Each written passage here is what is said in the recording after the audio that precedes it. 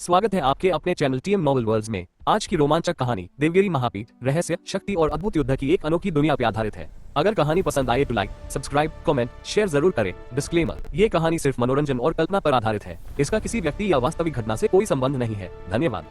अध्याय 391 बड़ा आदेश। कुछ देर राह भरने के बाद मोहाव तुरंत गंभीरता से सोचने लगा। उसके अलावा यूएननिंग एयर ने भी अपनी आंखें फिर से चौड़ी कर ली। क्या अभी 100 अरब शीर्ष स्तरीय अमर क्रिस्टल मौजूद हैं? जल्द ही। मोहाव ने गंभीरता से सिर हिलाया। सर, 100 अरब उच्च स्तरीय अमर क्रिस्टल कोई छोटी संख्या नहीं है और इन्हें मुख्यालय से स्थानांतरित करने की आवश्यकता हो सकती है। बेशक, हमने वानवू पवेलियन में एक स्पेस फॉर्मेशन तैयार किया है और हम ज्यादा से ज्यादा एक कप चाय में सारी चीजें परोस सकते हैं, लेकिन आपको ये सुनिश्चित करना होगा कि आपको इतनी सारी चीजें चाहिए। यूहू, रुद्र देवदत्त ने तुरंत अपनी भौहें ऊपर उठा ली। 100 अरब उच्च स्तरीय अमर क्रिस्टल इतनी आसानी से खाए जा सकते हैं? उसने तुरंत हिचकिचाते हुए कहा। अगर ये 200 अरब शीर्ष स्तरीय अमर क्रिस्टल हो तो क्या होगा? परिस्थितियां तो वही रहेंगी। 200 अरब। मोहाव ने एक बार फिर गहरी सांस ली और सू चेन को बड़ी बड़ी आंखों से घूरने लगा, मानो वह कुछ कह रहा हो। क्या तुम मजाक कर रहे हो? रुद्र देवदत्त उससे फालतू की बातें करने में बहुत आलसी था। उसने अपना हाथ उठाया और उसे हिलाया और मेज पर एक चौकोर जेड पत्थर प्रकट हो गया। यह एक विशेष रूप से निर्मित अंतरिक्ष पत्थर है जिसका उपयोग बड़ी मात्रा में खजाने को संग्रहित करने के लिए किया जाता है। इसका क्षेत्रफल अंतरिक्ष वलय से कई गुना अधिक है। पहले वह अक्सर वाणिज्य मंडल में सामान खरीदने जाता था और उसकी प्रतिक्रिया लगभग मोहाव जैसी ही होती थी, इसलिए अब वह फालतू की बातें करने में आलस कर रहा था। उसने अभी अभी तुम्हें अमर क्रिस्टल दिखाए हैं और तुम्हें पता चल जाएगा कि मुझमें कितनी शक्ति है। मोहाव ने रुद्र देवदत्त को संदेह भरी नजरों से देखा। 200 अरब, क्या एक अमर सम्राट इसे नष्ट कर सकता है? शुरू में जब उन्होंने 100 अरब कहा तो वे थोड़े आश्वस्त नहीं थे। आखिरकार ये संख्या बहुत अधिक थी। फिर जैसे ही उसने कहा कि वह ये ऑर्डर ले सकता है, रुद्र देवदत्त ने तुरंत इसे बढ़ाकर 200 अरब कर दिया। भला ये थोड़ा मजाक जैसा क्यों लगे? 100 अरब तो बहुत बड़ी संख्या है, 200 अरब की तो बात ही छोड़िए। ये लगभग दोगुना है। कौन सा अमर सम्राट इतने सारे संसाधनों का उपयोग कर सकता है?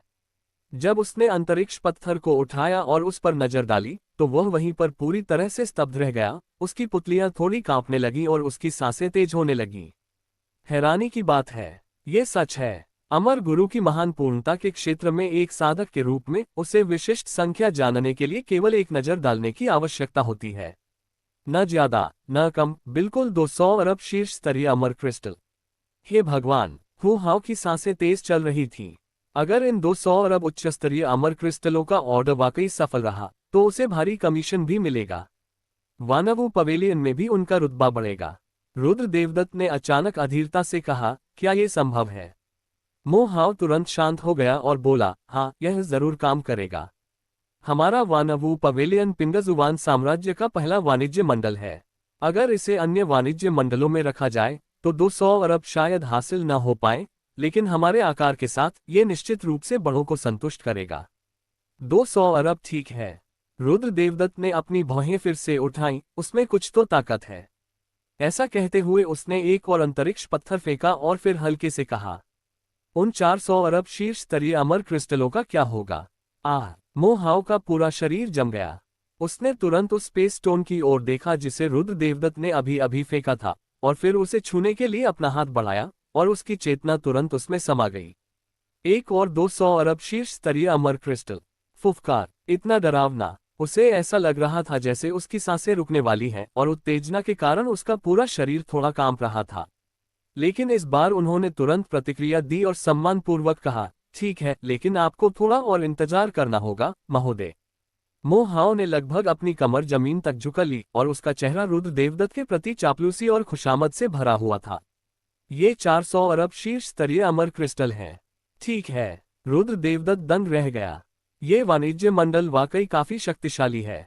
जैसा उसने कहा, उसने फिर से 3 अंतरिक्ष पत्थर फेंके। 1 ट्रिलियन शीर्ष स्तरीय अमर क्रिस्टल के बारे में क्या? रुद्र देवदत्त द्वारा फेंके गए तीनों अंतरिक्ष पत्थरों को दोबारा देखकर मोहाव अंततः खुद को रोक नहीं पाया। उसने भय से रुद्र देवदत्त की ओर देखा। क्या ये खत्म हो गया है? 1 ट्रिलियन। क्या इसका मतलब यह नहीं है कि उन्हें अपना वानवू पवेलियन सीधे तौर पर खरीदना होगा? इसे खरीदा जा सकता है ना? इसके अलावा क्या हमारे वानवू पवेलियन में वास्तव में इतनी सारी चीजें बेचने के लिए हैं? सच कहें तो मो हाओ थोड़ा असमंजस में था। आखिरकार वह तो सिर्फ एक शाखा के मुखिया थे, कोई वास्तविक कार्यकारी अधिकारी नहीं। रुद्र देवदत्त के गंभीर चेहरे को देखकर मोहाओ बिना देखे ही समझ गया कि तीनों स्पेस स्टोन अमर क्रिस्टल से भरे हुए थे। लेकिन सुरक्षा के लिहाज से उसने फिर भी एक एक करके उनकी जांच की। ये पुष्टि करने के बाद कि रुद्र देवदत्त वास्तव में उन्हें खरीदने में सक्षम है, उसने तुरंत आदरपूर्वक कहा, सर, मैं विवरणों का आकलन नहीं कर सकता। मैं पहले मुख्यालय से ही पूछ सकता हूँ। कृपया कुछ देर इंतजार करें। इतना कहकर वह जल्दी से निजी कमरे से बाहर निकल गया। रुद्र देवदत्त ने अपनी पीठ की ओर एक नजर डाली। उसने वानवू पवेलियन की ऊपरी सीमा का अंदाजा लगाया और अनुमान लगाया कि 1 ट्रिलियन शीर्ष स्तरीय अमर क्रिस्टल पर्याप्त होंगे। इतना खराब भी नहीं। कुछ ताकत। उसके पीछे खड़ी युएनिंग एयर सदमे से बेहाल थी और उसके बारे में कुछ कह नहीं पा रही थी। एक ट्रिलियन शीर्ष स्तरीय अमर क्रिस्टल। अरे बाप रे! युएनिंग एयर का दिल उमड़ घुमड़ रहा था और उसे एक तरह की अवास्तविकता का एहसास हो रहा था। इस तुलना में पहले उसे दिए गए अरबों अमर क्रिस्टल संसाधन नगण्य प्रतीत होते थे। बाद में पता चला कि वास्तव में वह खेती के संसाधनों का थोड़ा सा हिस्सा ही था। उसने अपना सिर घुमाया और देखा कि हान शी का चेहरा अभी भी शांत था, मानो ये सब एक सामान्य घटना हो। हान शी ने भी उसकी निगाहों को भांप लिया। उसने अपना सिर घुमाया और मुस्कुराते हुए सहमति में सिर हिलाया, फिर रुद्र देवदत्त से कहा, गुरुजी, ये वानवू मंडप सचमुच अद्भुत है। मैंने इससे पहले कभी इतनी प्रचुर मात्रा में सामग्री नहीं देखी। रुद्र देवदत्त भी अच्छे मूड में था। उसने मुस्कुराते हुए कहा, हाँ, किंगटेन क्षेत्र बुरा नहीं है। चलो घूमते हैं और देखते हैं कि क्या हम इस बार और संसाधन खरीद सकते हैं। हान शी ने तुरंत मीठी मुस्कान बिखेरी। वह आगे बढ़ी और धीरे से रुद्र देवदत्त के कंधों की मालिश करने लगी। वह युएनिंग एयर के साथ पद के लिए प्रतिस्पर्धा नहीं कर रही थी, बल्कि युएनिंग एयर को सिखा रही थी कि एक नौकर को क्या करना चाहिए। युएनिंग एयर ने भी तुरंत हान शी के व्यवहार पर ध्यान दिया और मन ही मन चुपचाप सीखना शुरू कर दिया। हालांकि रुद्र देवदत्त और हान शी के बीच हुई बातचीत से यह स्पष्ट था कि दोनों के बीच संबंध अपेक्षाकृत सौहार्दपूर्ण थे और मालिक नौकर का रिश्ता उतना कठोर नहीं था, बल्कि यह एक समान संबंध था। अधिक लंबे समय बाद तक नहीं, मो हाओ फिर वापस आया। उसने दरवाजा धक्का देकर खोला और गंभीर चेहरे के साथ फिर पूछा, महोदय, क्या आप वाकई 1 ट्रिलियन उच्चतम स्तर के परी क्रिस्टल के बराबर कीमत वाली वस्तु खरीदना चाहते हैं? रुद्र देवदत्त ने शांत भाव से सिर हिलाया। मो हाओ ने गहरी सांस ली, अपनी उत्तेजना को दबाया और फिर कहा, तो मैं मुख्यालय को सूचित कर दूंगा, लेकिन चूंकि आपको बहुत सी चीजों की आवश्यकता है, इसलिए इसमें थोड़ा अधिक समय लग सकता है, लेकिन यह निश्चित रूप से आधे घंटे से अधिक नहीं होगा। कृपया थोड़ा इंतजार करें। आधा घंटा? रुद्र देवदत्त ने सिर हिलाया, इस बार तो कुछ भी नहीं है। मो हाओ फिर से चला गया और जैसे ही उसने दरवाजा बंद किया, उसके चेहरे पर दबी हुई खुशी फिर से झलक उठी और उसके होठों के कोने लगभग आसमान की ओर उठ गए।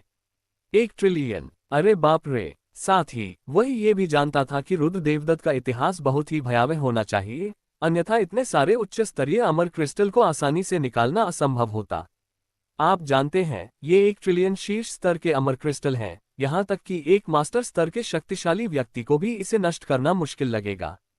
मो हाओ इतना उत्साहित था कि वह लगभग नाचने ही वाला था। ये तो सरासर असंभव है। कुछ क्षणों के आनंद के बाद उन्होंने तुरंत इस शाखा के संसाधनों का समन्वय करना शुरू कर दिया। अध्याय 392 रहस्यमय रुद्र देवदत्त। अधिक लंबे समय बाद तक नहीं, लगभग आधा घंटा। सभी चीजों के मंडप के शीर्ष पर अंतरिक्ष में उतार चढ़ाव दिखाई दिए। अंतरिक्ष में विकृति उत्पन्न होने लगी और उससे तीव्र अंतरिक्षीय कंपन प्रसारित होने लगे। यह अमर सम्राट स्तर का एक टेलीपोर्टेशन तंत्र था। एक पल के बाद एक सुंदर महिला और एक गंभीर बुजुर्ग व्यक्ति उससे बाहर निकले। उनके शरीर की आभा संयमित थी और उसकी गहराई का अंदाजा लगाना बिल्कुल असंभव था। उन दोनों लोगों को देखते ही मो हाओ के चेहरे का भाव अचानक बदल गया। सर्वस्व के मंडप स्वामी और महान बुजुर्ग। उसने कभी नहीं सोचा था कि यहाँ आने वाले लोग वास्तव में सभी चीजों के मंडप में सर्वोच्च दर्जा रखने वाले 2 लोग थे। और इन दोनों लोगों की ताकत भी बेहद भयावह है। ये दोनों ही प्रभुत्व के क्षेत्र में शक्तिशाली हैं।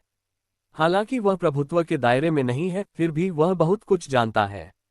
यह क्षेत्र 3 भागों में विभाजित है: अराजकता अस्थि, अराजकता देवता और अराजकता शरीर। अराजकता शरीर के क्षेत्र में सीधे प्रवेश करने वाले को पुनर्तः अराजकता देवता और दानव माना जाता है, और उनके राष्ट्रपति इसी क्षेत्र में हैं। वर्चस्व के क्षेत्र में एक शीर्ष शक्तिशाली व्यक्ति, उनके बगल में बैठे महान बुजुर्ग भी अराजकता देव क्षेत्र में थे। पूरे पिंगजुवान साम्राज्य में भी ये दोनों ही सबसे शक्तिशाली थे। नहीं, ये कहना उचित होगा कि वे पूरे किंटियन साम्राज्य में सबसे शक्तिशाली शक्ति थे। इन दोनों का व्यक्तिगत रूप से सामान पहुंचाने में सक्षम होना ही इस बात का पर्याप्त प्रमाण था कि वे इस ऑर्डर को कितना महत्व देते थे। लेकिन अगर आप इस बारे में ध्यान से सोचें तो इन 1 ट्रिलियन शीर्ष स्तरीय अमर क्रिस्टलों ने पूरे वानवू मंडप में लगभग 90% चीजें बेच दी हैं, इसलिए इसे कुछ महत्व देना स्वाभाविक है। मो हाओ ने अनुमान लगाया कि वानवू पवेलियन लंबे समय तक नहीं खुलेगा और उसे इन खाली संसाधनों को भरना होगा। इस दुनिया में उन्हें बाजार हिस्सेदारी छिन जाने की चिंता नहीं करनी पड़ती। आप पूरे बाजार में कितना हिस्सा हासिल कर सकते हैं, ये पूरी तरह से आपकी ताकत पर निर्भर करता है। यदि आपकी ताकत पर्याप्त नहीं है तो दूसरे आसानी से आपका मुनाफा छीन सकते हैं। और वानवू पवेलियन सबसे शक्तिशाली है। भले ही वह इस केक को न खाए, बाकी लोग इसे कुछ ही टुकड़ों में खा पाएंगे। जब वानवू पवेलियन बाद में फिर से व्यापार शुरू करेगा तो वे इसे लगभग वापस ले लेंगे। इसके अलावा इस बड़े ऑर्डर से होने वाला मुनाफा वानवू पवेलियन की ताकत को एक बार फिर से बढ़ा सकता है। 1 ट्रिलियन शीर्ष स्तरीय अमर क्रिस्टल। वो हाओ ने गहरी सांस ली, फिर जल्दी से आगे बढ़कर सम्मान व्यक्त किया। मंडप के स्वामी, महान बुजुर्ग को प्रणाम। उस शालीन महिला ने मुस्कुराते हुए धीरे से कहा, वो हाओ, तुमने अच्छा काम किया। इस बार चैम्बर ऑफ कॉमर्स तुम्हारे साथ अन्याय नहीं करेगा। ये सुनकर वू हाओ ने तुरंत हाथ जोड़कर कहा, आप किस बारे में बात कर रहे हैं? वानवू पवेलियन के लिए सामान बेचना मेरा काम है। महिला ने मुस्कुराते हुए सिर हिलाया और फिर उसका चेहरा गंभीर हो गया। उसने गंभीरता से पूछा, वह व्यक्ति कहाँ है? इस बार वे अपने निचले बक्सों में मौजूद लगभग सभी सामान ले आए थे। अगर कोई गलती हुई तो वानवू मंडप को भारी नुकसान होगा, इसलिए कोई समस्या नहीं होनी चाहिए। वह ये भी जानती थी कि एक आम आदमी के लिए एक ही समय में इतनी सारी चीजें खरीदना असंभव था। मो हाओ ने पहले कहा था कि दूसरा पक्ष सिर्फ एक अमर सम्राट है, लेकिन उनकी राय में इस तरह की बात असंभव थी, क्योंकि एक अमर सम्राट इतने सारे अमर क्रिस्टल को कभी नष्ट नहीं कर सकता था, जब तक कि वह अमर सम्राटों के शीर्ष 3 क्षेत्रों में से एक विलक्षण प्रतिभा वाला व्यक्ति न हो। ऊपरी 3 लोक अमरता के शीर्ष 3 लोकों के लिए एक सामान्य शब्द है। बेशक मध्य के 3 लोक और निचले 3 लोक भी हैं। वे क्रमशः चौथे से छठे और 7वें से 9वें स्तर के अनुरूप हैं। उनका किंटियन क्षेत्र निम्नतम उच्चतर क्षेत्र से संबंधित है। हालांकि किंटियन क्षेत्र के लोग शायद ही कभी खुद को ऐसा कहते हैं। आखिरकार निचले 3 क्षेत्र कुछ हद तक अप्रिय हैं। इसके अलावा बाहरी दुनिया का कहना है कि ऊपरी 3 लोक अन्य लोकों से मौलिक रूप से भिन्न हैं, लेकिन बहुत कम लोग जानते हैं कि वे वास्तव में कहाँ भिन्न हैं। मो हाओ तुरंत आगे बढ़कर बोला, मंडप के स्वामी, कृपया इधर आइए। जल्द ही वे तीनों उस निजी कमरे में आए जहां रुद्र देवदत्त था। दरवाजा खोला और अंदर चले गए। मो हाओ ने तुरंत रुद्र देवदत्त को प्रणाम किया और कहा, सर, आपकी हर इच्छा पूरी हो चुकी है। ऐसा कहते हुए उन्होंने अपने बगल में खड़ी महिला और बूढ़े व्यक्ति का भी परिचय कराया। ये हमारे वानवू मंडप के मंडप प्रमुख झो युनलिंग हैं और दूसरे महान बुजुर्ग यांग डो हैं। जैसे ही आवाज बंद हुई, झो युनलिंग की पुतलियां अचानक सिकुड़ गईं और उसने अपने बगल में खड़े बलवान व्यक्ति को भय से भरे चेहरे से देखा। क्या उसे उस पर एक हल्की सी सांस महसूस हुई। हालांकि यह सांस बहुत धीमी थी, फिर भी घुटन का एहसास बेहद तीव्र था। इस सांस के सामने उसे लगा जैसे वह एक चींटी हो और उसे डर का एहसास हुआ। इस समय उसका मन विचारों से भरा हुआ था। क्या वह नौकर है? बाद वाले के चेहरे के भाव से ऐसा लग रहा था कि वह एक नौकर है। झो युनलिंग और भी ज्यादा हैरान थी। प्रभुत्व के दायरे से भी ऊपर के एक निश्चित शक्तिशाली व्यक्ति को सेवक के रूप में रखना कितना भयानक होगा। ये निश्चित रूप से शीर्ष 3 लोगों का एक प्रतिभाशाली व्यक्ति है। वह अपनी लार निगलने से खुद को रोक नहीं पाए। अनगिनत वर्षों से उसने जिस एकाग्रता का अभ्यास किया था, वह इस क्षण अचानक बेकाबू हो गई और उसके चेहरे पर थोड़ी घबराहट भी झलक रही थी। एक निश्चित बलवान व्यक्ति आसानी से उनके वानवू मंडप को नष्ट कर सकता है। अगर उसने इस युवक की थोड़ी सी भी उपेक्षा की तो यह निश्चित रूप से एक आपदा होगी। एक गहरी सांस लेते हुए झो युनलिंग ने अपने दिल में उठ रही घबराहट को जल्दी से दबाया, चेहरे पर एक दोस्ताना मुस्कान बिखेरी और जल्दी से आगे बढ़कर कहा, मेरी बेटी बड़ों का अभिवादन करती है। जैसे ही ये शब्द मुंह से निकले, वो हाव के चेहरे की मुस्कान पल भर में जम गई। हम, मेरी बेटी, महोदय, क्या आपको यकीन है कि आपने इसे सही समझा है? यह मत कहो कि रुद्र देवदत्त सिर्फ एक अमर सम्राट है। भले ही वह वास्तव में प्रभुत्व क्षेत्र में हो, उसे अराजकता शरीर प्रभुत्व क्षेत्र के प्रति इतना सम्मानजनक व्यवहार नहीं करना चाहिए, है ना? पूरे पिंगशुआन साम्राज्य में, यहाँ तक कि शाही परिवार का सदस्य भी मंडप के स्वामी को इतना सम्मान नहीं दिला सकता। ये व्यक्ति कौन है? वो हाव पूरी तरह से भ्रमित था और उसे मामले की गंभीरता का एहसास नहीं हो रहा था। रुद्र देवदत्त ने उसके रवैये की परवाह नहीं की और बहुत शांत भाव से कहा, ठीक है, बकवास बंद करो। मैं यहाँ सामान खरीदने आया हूँ। झो यूनलिंग ने तुरंत प्रतिक्रिया दी। उसने हाथ उठाकर इशारा किया और मेज पर 5 अंतरिक्ष पत्थर प्रकट हो गए। उसने आदरपूर्वक कहा, महोदय, आपको यही चाहिए था।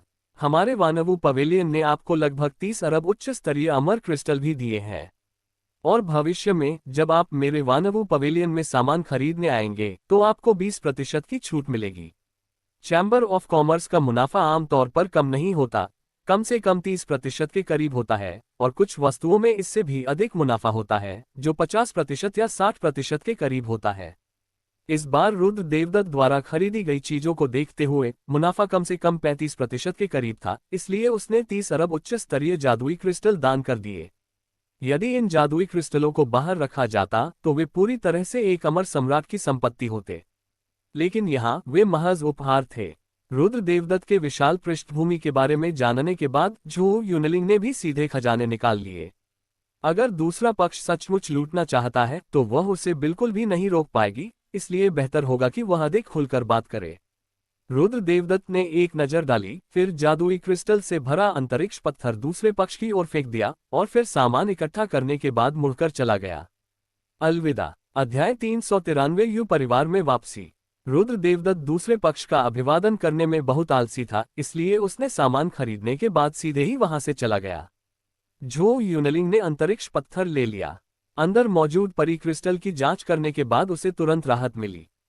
कम से कम दूसरे पक्ष ने चोरी या कम परी क्रिस्टल देने जैसी कोई हरकत तो नहीं की। ये जानने के बाद कि फोंगहे एक कुख्यात ताकतवर व्यक्ति है, वह वास्तव में बहुत डर गई थी। उसे थोड़ी चिंता थी कि रुद्र देवदत्त कुछ हद तक मनमानी कर सकता है, जैसे कि कम परी क्रिस्टल देना या फिर बिल्कुल भी न देना। इस तरह की बात असंभव नहीं है, लेकिन ऐसा लगता है कि फिलहाल ऐसा नहीं हुआ है। झो यूनलिंग ने भी तुरंत प्रतिक्रिया दी। वह जल्दी से रुद्र देवदत्त के पीछे गई और फिर अपने चेहरे पर चापलूसी भरी मुस्कान के साथ बोली, मेरे स्वामी, मैं आपको भेज दूंगी। वह शुरुआत में शीर्ष 10 सुंदरियों में से एक थी। इतने वर्षों के अनुभव के साथ साथ अब उनमें परिपक्व स्वभाव और एक अलग तरह की सुंदरता आ गई है। खासकर जब वह मुस्कुराती है तो वह और भी आकर्षक लगती है। इसी तरह से कांटों वाला गुलाब बनता है। देखने में आकर्षक लगती है, लेकिन अंदर ही अंदर अपनी तीक्ष्ण बुद्धि छिपाए रखती है। ये है झो यूनलिंग। रुद्र देवदत्त के बगल में बैठी यूएनिंग एर पहले से ही बेहद सदमे में थी। ऊपर से शांत दिखने के बावजूद उसके दिल में हलचल मची हुई थी। गुरु कौन है? उसे लगा था कि रुद्र देवदत्त सिर्फ एक अमर सम्राट है, लेकिन अब हालात इस हद तक बिगड़ गए हैं। यूएनिंग एर इतने वर्षों से पिंगशुआन साम्राज्य में रह रही है, इसलिए उसने स्वाभाविक रूप से झो यूनलिंग को देखा है, लेकिन अब उसे रुद्र देवदत्त के प्रति सम्मानजनक व्यवहार करते हुए देखकर उसकी पूरी चेतना ध्वस्त होने वाली है। झो यूनलिंग कौन है? वो संपूर्ण पिंगजुआन साम्राज्य की सर्वोच्च शक्ति है, सर्व सामग्री के मंडप की स्वामी। यहाँ तक कि पिंगजुआन साम्राज्य के सम्राट भी उन्हें ताओवादी मित्र कहते हैं। लेकिन अब दूसरी पार्टी रुद्र देवदत्त को स्वामी कहकर पुकारती है। यूएनिंग एर अपनी लार निगलने से खुद को रोक नहीं पाए और अचानक उसे रुद्र देवदत्त द्वारा दिए गए संसाधनों और कौशल की याद आ गई। उसे इस गुरु के बारे में एक और भी भयानक अनुमान लग गया। वर्जित। जैसे ही यह विचार मन में आया, यूएनिंग एर का दिल तेजी से धड़कने लगा। निश्चित स्वामी की तो बात ही छोड़िए, प्रभुत्व के क्षेत्र में स्थित स्वामी भी ऐसा स्वामी होता है जिसे पूरे यू परिवार के लिए नाराज करना असंभव है। लेकिन अब वह एक ऐसे स्वामी का सेवक बन गया है जिसका मालिक होना वर्जित है। और वह बुरा नहीं है। कुछ अजीबोगरीब अनुरोध। यूएनिंग अचानक फिर से शर्मा गई और रेस्तरां में रुद्र देवदत्त के साथ जो कुछ हुआ था वह बार बार उसके दिमाग में घूमने लगा। वह थोड़ा लड़खड़ाते हुए चलने लगी, लेकिन यूएनिंग एर खुशी से लगभग अभिभूत हो गई थी। वह भी एक महिला है और स्वाभाविक रूप से उसकी मानसिकता भी मजबूत है और वह ये भी आशा करती है कि भविष्य में उसकी शादी किसी वास्तविक प्रतिभाशाली या मजबूत पुरुष से हो सकेगी। अब किसी निश्चित गुरु का अनुसरण कर पाना एक ऐसा शानदार अवसर है जो अनगिनत महिलाओं को मिल सकता है, लेकिन वे इसकी तलाश नहीं करती।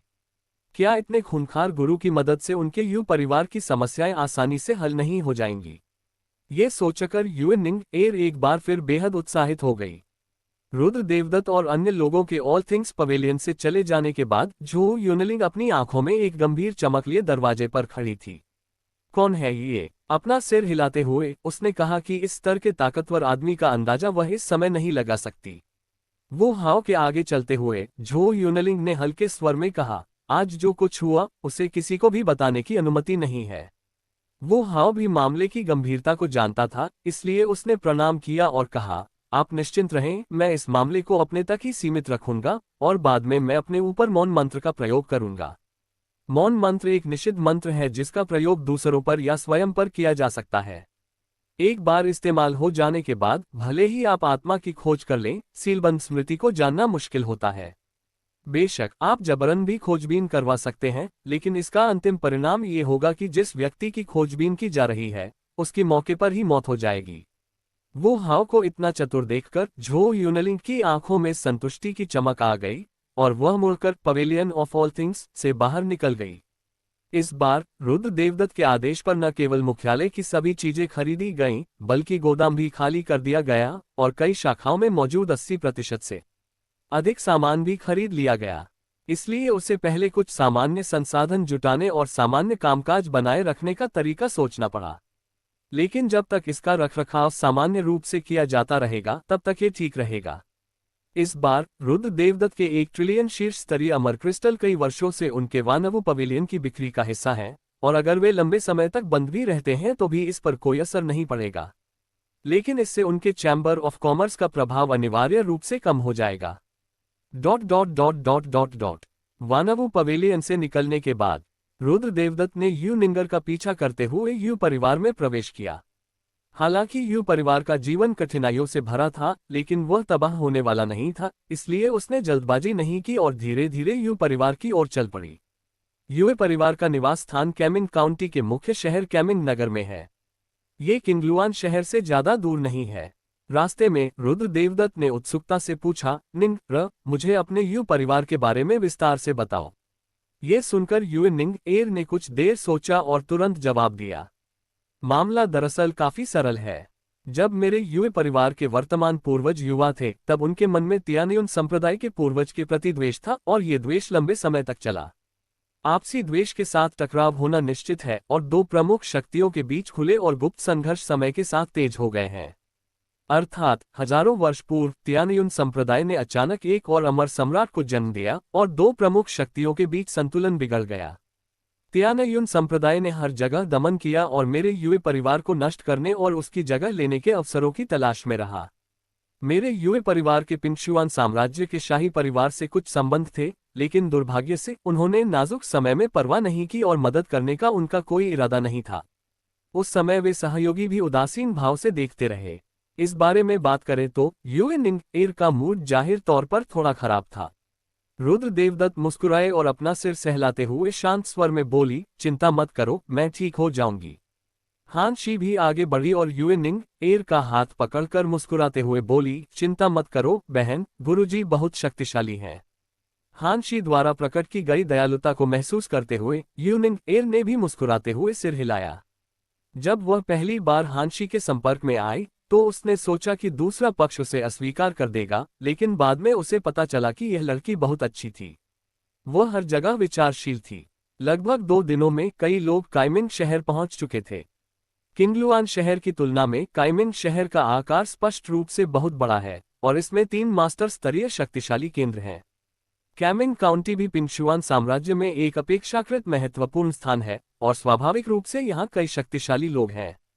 युएनिंग एयर ने पास ही में मौजूद उस विशालकाय जीव को देखा और अचानक उसे थोड़ी घबराहट महसूस हुई। इस बार वह कैमिंग शहर से निकली, बस अपने परिवार को बताया कि वह अभ्यास करने जा रही है। अगर वह सीधे वापस लौट आती तो क्या उसके माता पिता उसे दोष देते? अगर उन्हें पता चल जाए कि वह किसी और की नौकरानी बन गई है तो क्या होगा? ये सोचकर युए निंग एर थोड़ी घबरा गई। अध्याय 394 यू परिवार का द्वेष।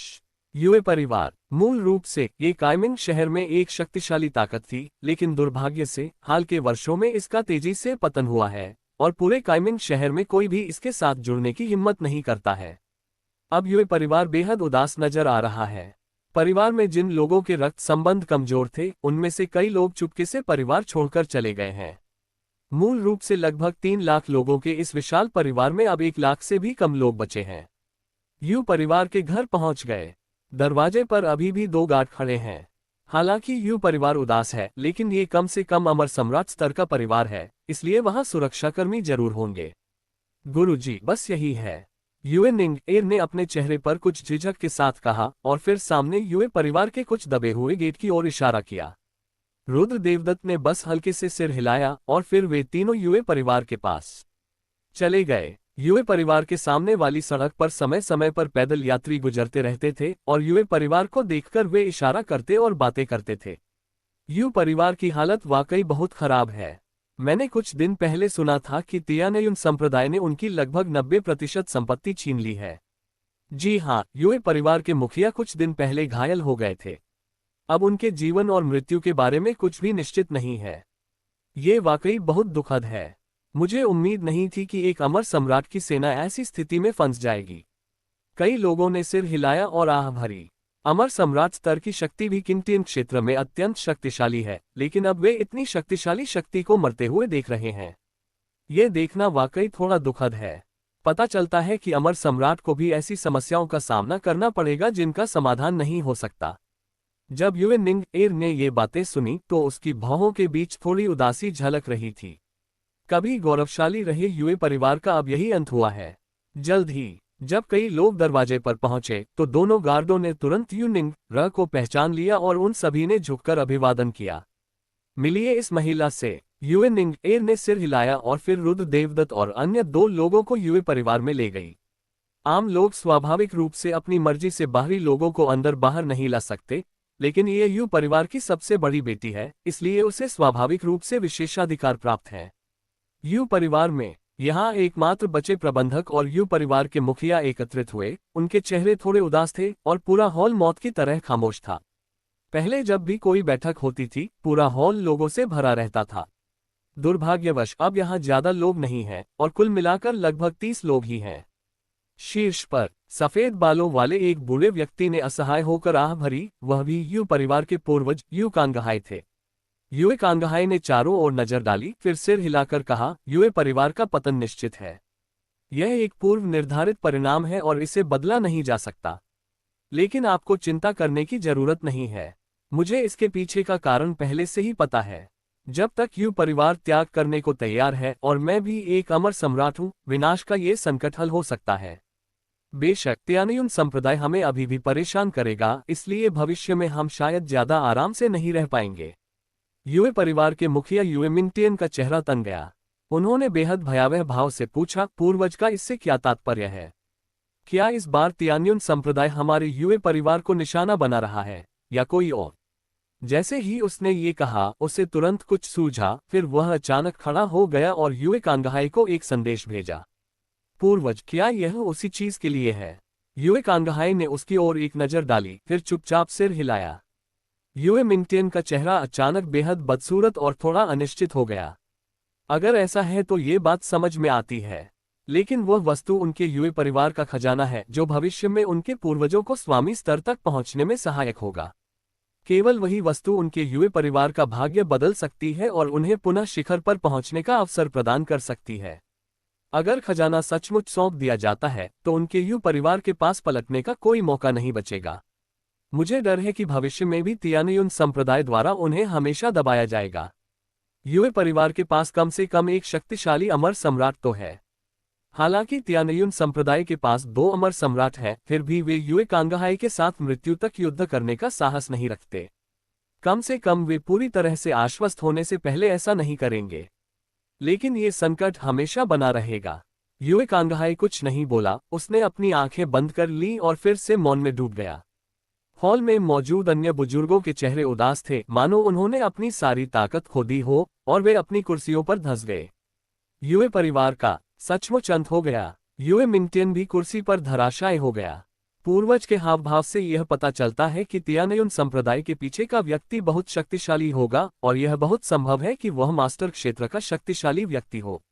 ऐसा लगता है युए परिवार की बात को छुपाना होगा, लेकिन अहम बात यह है कि यू परिवार ने इस खजाने को कई सालों से छिपा रखा है, और उसके अलावा पूर्वज और बुजुर्ग के अलावा किसी को भी इसके बारे में पता नहीं है।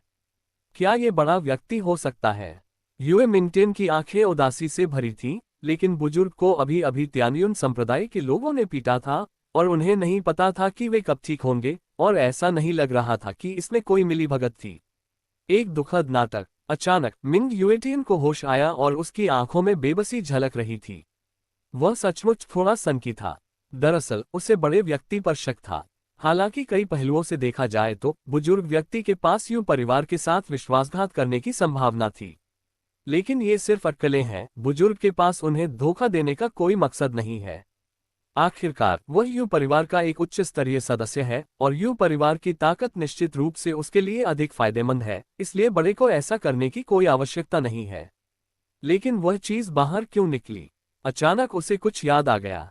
तियानयुन संप्रदाय। शुरू में ऐसा प्रतीत होता था कि यू परिवार के खजाने का तियानयुन संप्रदाय के पूर्वज से कुछ संबंध था, लेकिन बाद में यह मामला समाप्त हो गया और उसे विशिष्ट स्थिति का पता नहीं था। लेकिन तियानयुन संप्रदाय के पूर्वजों को कुछ न कुछ तो पता होना ही चाहिए। लेकिन अब इनमें से किसी बात का कोई महत्व नहीं है। युए मिंगटियन ने दुख से सिर हिलाया। चाहे वह तियानयुन संप्रदाय का पूर्वज हो या युए परिवार का मुखिया, इस बात की संभावना थी कि यह खबर उजागर हो जाएगी। ये भी संभव है कि यह उन दोनों का मामला ही न हो, बल्कि कुछ और ही हो। लेकिन अब यह महत्वपूर्ण नहीं है। इसी समय एक व्यक्ति अंदर आया। वह युए मिंगमिन के कान के पास आया और कुछ शब्द फुसफुसाए, फिर मुड़ा और चला गया। युए तियानमिन की बात सुनने के बाद आखिरकार उसके चेहरे पर मुस्कान आ गई। क्या वो लड़की निंग र वापस आ गई है? इतना कहकर वह खड़ा हुआ और हॉल से बाहर चला गया। हॉल में दो और युवक मौजूद थे जो खड़े हो गए। उनमें से एक ने मुस्कुराते हुए कहा, गुरुजी, क्या निंग र वापस आ गई है? युए ने कल सिर हिलाया और फिर कहा, चलो साथ में देखने चलते हैं। ये लड़की बाहर जाते समय किसी को नमस्ते तक नहीं कहती। वह बहुत लंबे समय से बाहर जा रही है और उसे घर पर संदेश पहुंचाने का तरीका भी नहीं पता। हालांकि उनके होठों पर दोषारोपण का भाव था, लेकिन उनके स्वर में चिंता स्पष्ट रूप से झलक रही थी। इससे पता चलता है कि वह युए निंग एर को बहुत महत्व देता है।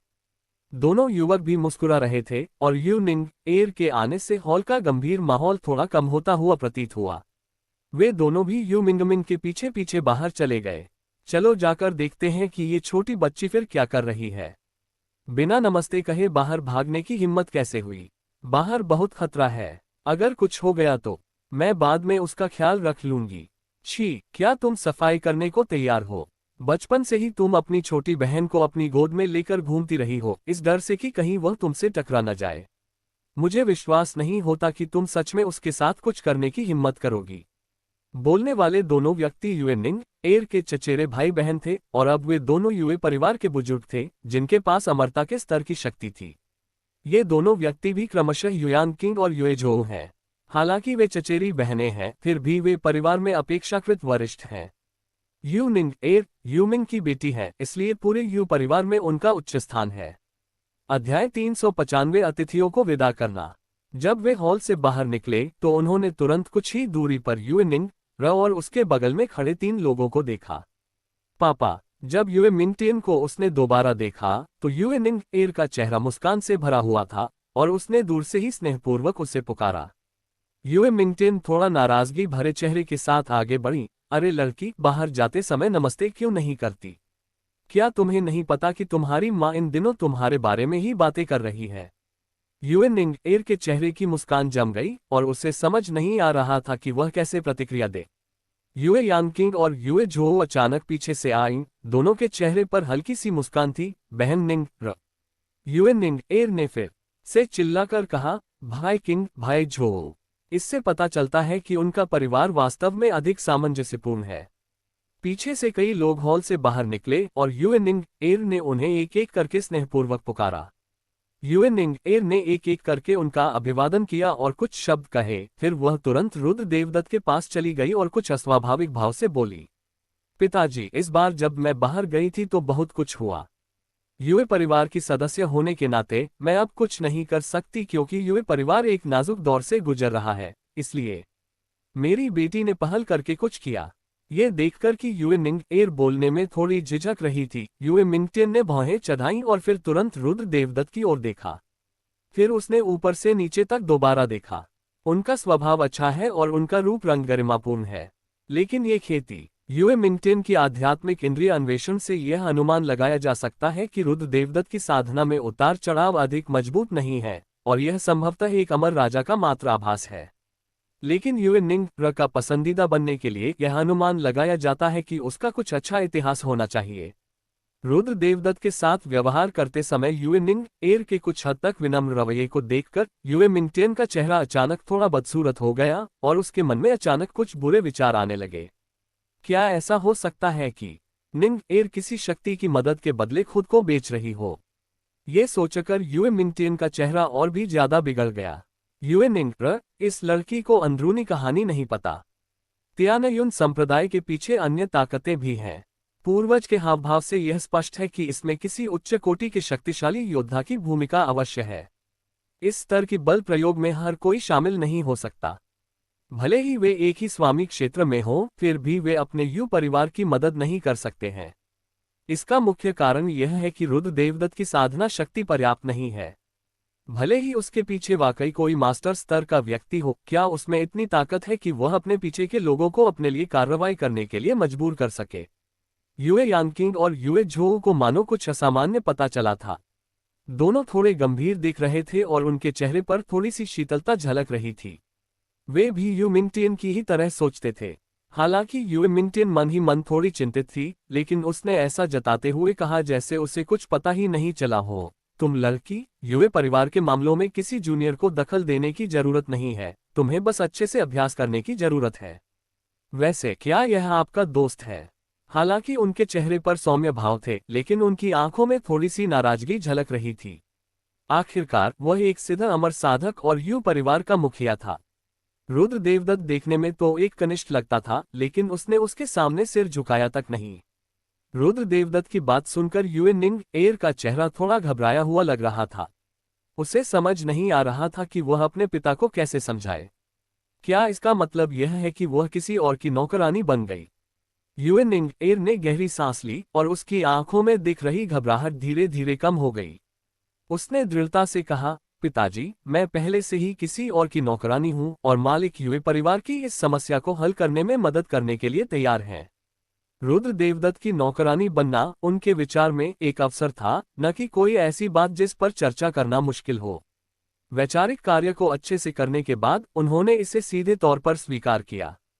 क्या ये सच है? युए मिंगटियन का चेहरा अचानक पूरी तरह बदल गया। युए निंग एर उसकी प्रेमिका थी और अब वह अचानक किसी और की नौकरानी बन गई थी। वह इसे कैसे स्वीकार कर सकता था? बकवास! युए मिंगटियन तुरंत दहाड़ उठा और उसकी आवाज में कुछ ऐसा गुस्सा था जिसे छिपाना मुश्किल था। तुम्हें ऐसा करने के लिए किसने कहा? क्या अब युए परिवार के मामलों की देखभाल करने की तुम्हारी बारी है? बगल में खड़ी युए झोउ का चेहरा भी गंभीर था। छोटी बहन, यह मामला मजाक नहीं है और ये लड़का, क्या यह अमर सम्राट का सामना कर पाएगा? अगर यह अतीत की बात होती तो यू झोउ कभी भी रुद्र देवदत्त को कोई सम्मान नहीं देती। लेकिन अब यू परिवार की स्थिति वाकई गंभीर है। अगर कोई और दुश्मन आ गया तो यू परिवार की स्थिति और भी बदतर हो जाएगी। बेशक युए निंग एर बहुत शरारती है, लेकिन वह ये भी जानता है कि उसकी छोटी बहन बेवकूफ नहीं है। अगर रुद्र देवदत्त को कोई पृष्ठभूमि न होती तो वह कभी नौकरानी बनने का फैसला नहीं करती। युए यानकिंग का स्वभाव गुस्सैल था। उसने सीधे रुद्र देवदत्त की ओर देखते हुए धमकी भरे लहजे में कहा, बेटा, मेरे युए परिवार के मामलों को संभालना हर किसी के बस की बात नहीं है। तियानयुन संप्रदाय में 2 अमर सम्राट हैं और इस मामले के पीछे और भी शक्तिशाली ताकतें हैं। तुममें इसे संभालने की क्या क्षमता है? और क्या तुमने मेरी छोटी बहन का फायदा उठाया? जैसे ही उसने ये कहा, उसकी आवाज अचानक बेहद ठंडी और हत्या के इरादे से भर गई। युए यांकिंग ये बात बर्दाश्त नहीं कर पा रहा था कि उसकी छोटी बहन के साथ किसी ऐसे व्यक्ति ने दुराचार किया हो जिससे वह प्यार नहीं करती थी, और युए परिवार के लिए तो ये बहुत दुखद था। एक भाई होने के नाते वह निश्चित रूप से खुद को इसके लिए दोषी मानता। भाई किंग युए निंग एर के चेहरे के भाव थोड़े बदल गए और वह बेहद घबरा गई। भला वह इतना सीधा और बेबाक सवाल कैसे पूछ सकती थी। युए यांकिंग को एहसास हुआ कि उसने गलत बात कह दी है। वह बोलने ही वाला था कि बगल में खड़े युए मिंटियन ने पहले ही बोल दिया, मेरे दोस्त मेरी निंग एर ज्यादा समझदार नहीं है। मुझे डर है कि मुझे अपना वादा तोड़ना पड़ेगा। उनकी आवाज निर्विवाद थी और उनका रुद्र देवदत्त से चर्चा करने का कोई इरादा नहीं था। युए मिंटियन की राय में रुद्र देवदत्त कभी भी प्रभुत्व क्षेत्र के साथ प्रतिस्पर्धा नहीं कर पाएगा। भले ही उसके पीछे वाले व्यक्ति के पास ये क्षमता हो, वह रुद्र देवदत्त के लिए ऐसा कभी नहीं करेगा। और उसे यह आभास हुआ कि युए निंग एर को धोखा दिया गया है। इस दुनिया में कौन एक औरत के लिए अपनी जान जोखिम में डालेगा। युए निंग एर के पिता होने के नाते वह ये भी जानते थे कि उनकी बेटी के बचपन से ही कई चाहने वाले थे, लेकिन इनमें से अधिकांश लोग औसत दर्जे की शक्ति वाले थे। सच्चे तियानजियाओ युवा स्वामियों के आसपास महिलाओं की कभी कमी नहीं होती। वे एक महिला के लिए अमर सम्राट या यहाँ तक कि प्रभुत्व क्षेत्र की सेना के भी विरुद्ध नहीं जाएंगे। युए निंगेर का चेहरा फिर से बदल गया और उसने जल्दी से कहा, पिताजी। युए मिंटियन ने हाथ हिलाकर इशारा किया कि उन्हें और कुछ कहने की जरूरत नहीं है, और फिर रुद्र देवदत्त की ओर देखकर बोली, मेरे युए परिवार के मामले बहुत महत्वपूर्ण हैं और आपके भले के लिए यही ठीक है कि आप इसमें शामिल न हो, इसलिए आपका सहयोग यही समाप्त होता है। चलो मेहमान को विदा करो। युए मिंटियन की आवाज निकली और वह रुद्र देवदत्त को सीधे भगा ले जाने ही वाला था, क्योंकि वह अपने भीतर के गुस्से को लगभग नियंत्रित करने में असमर्थ था और उसे डर था कि रुद्र देवदत्त उसे सीधे मार डालेगा। अभी अभी उसने गौर किया कि युए निंग एर के शरीर में स्त्रीत्व की आभा काफी हल्की हो गई थी, जिसमें एक हल्की यांग आभा भी मिली हुई थी जो स्पष्ट रूप से उसके कौमार्यक होने का संकेत था। अध्याय 396 खेती को छिपाना। युए मिंटियन की आवाज शांत और उदासीन थी और उसके दिल में हत्या का इरादा धीरे धीरे बढ़ता जा रहा था। युए निंगर ने हैरानी से कहा, पिताजी, गुरुजी सचमुच युए परिवार की मदद कर सकते हैं। चुप रहो। युए मिंटियन लगभग दहाड़ उठा, उसकी आंखें खून से लाल हो गई थीं और वह बेहद गुस्से में था। बेशक उनका गुस्सा युए निंगर पर नहीं बल्कि खुद पर ज्यादा था। एक पिता के रूप में उसे परिवार की मदद करने के लिए अपनी बेटी की मासूमियत का बलिदान देना पड़ा। इससे केवल यही पता चलता है कि वह एक पिता के रूप में बेहद अक्षम है। आत्मदोष और लाचारी ने उसके दिल को भर दिया, जिससे युए मिंटियन को बहुत असहज और अत्यधिक भावुक महसूस हुआ। जब युए निंगर ने अपने पिता को देखा तो उसकी आंखों में अचानक नमी छा गई। बचपन से लेकर वयस्कता तक युए मिंटियन ने उस पर शायद ही कभी चिल्लाया था। यू परिवार में लौटने से पहले उसने सोचा कि युए मिंटियन शायद दुखी होगा, लेकिन उसे अधिक राहत महसूस होगी क्योंकि उसने यू परिवार की मदद की और वह एक बेकार व्यक्ति नहीं थी। लेकिन उसे युए मिंटियन के इतने गुस्से की उम्मीद नहीं थी।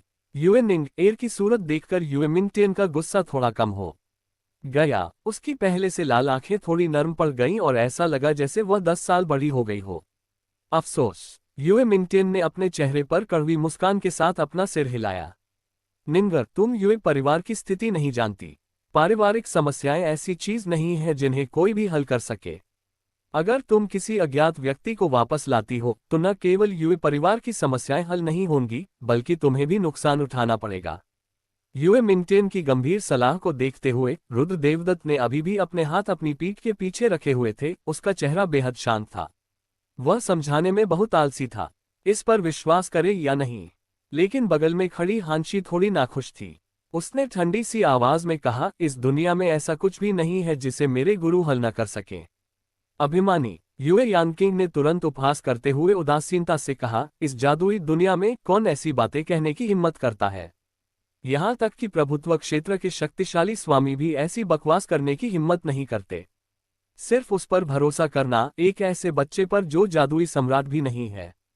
मैं आपको सलाह देता हूं कि आप जहां से आए हैं वहीं वापस चले जाएं। यू परिवार के मामले ऐसे नहीं हैं जिन्हें कोई हारा हुआ व्यक्ति संभाल सके। अगर हांशी ने यह बात नहीं कही होती तो भी वह रुद्र देवदत्त के बारे में बहुत अच्छी राय रखता। लेकिन इस तरह के शब्द बहुत ही अहंकारपूर्ण थे, इसलिए उसने सीधे रुद्र देवदत्त पर अज्ञानता और अहंकार की टोपी पहना दी और इससे बेहद बुरा प्रभाव पड़ा। ये देखकर कि उसके परिवार के सदस्य रुद्र देवदत्त को लेकर और भी ज्यादा गलत धारणाएं बना रहे हैं, युएनिंग एर चिंतित होने लगी। उसने तुरंत समझाया, ऐसा नहीं है, गुरु बहुत शक्तिशाली हैं। छोटी बहन युए यानकिंग चीखने से खुद को रोक नहीं पाया। उसने गंभीर भाव से कहा, आपको हमारे युए परिवार पर आए विपत्ति के बारे में गंभीरता से सोचना होगा। तियानयुन संप्रदाय के पास एक शक्तिशाली अमर सम्राट है और ऐसा लगता है कि इसके पीछे और भी शक्तिशाली ताकतें हैं। इस आदमी के झांसे में मत आना। इतना कहने के बाद उसने रुद्र देवदत्त को घातक निगाहों से देखा। अरे, यहां से निकल जाओ। पास ही में युए परिवार के कई लोग इकट्ठा हो गए थे। वे सब जानते थे कि क्या हुआ है और सभी ने रुद्र देवदत्त को ठंडे भाव से देखा। मालिक, इस लड़के ने हमारी युवती को धोखा देने की हिम्मत की, तो इसे मार क्यों नहीं डालते? हालांकि हमारे यू परिवार ने हाल के वर्षों में दयनीय जीवन व्यतीत किया है, फिर भी यह अमर सम्राट की शक्ति का हिस्सा है, लेकिन हर कोई आकर मनमानी नहीं कर सकता। धिक्कार है, मिस निंग एर को इस कमीने के हाथों अपवित्र नहीं होने दिया जाएगा। क्या इसे मार डालना ही होगा? धिक्कार है। कई लोगों ने ठंडी निगाहों से रुद्र देवदत्त को देखा और कई लोगों के शरीर में ठंडे मन से हत्या करने की भावना जागृत हुई। वे रुद्र देवदत्त को सीधे मार डालना चाहते थे।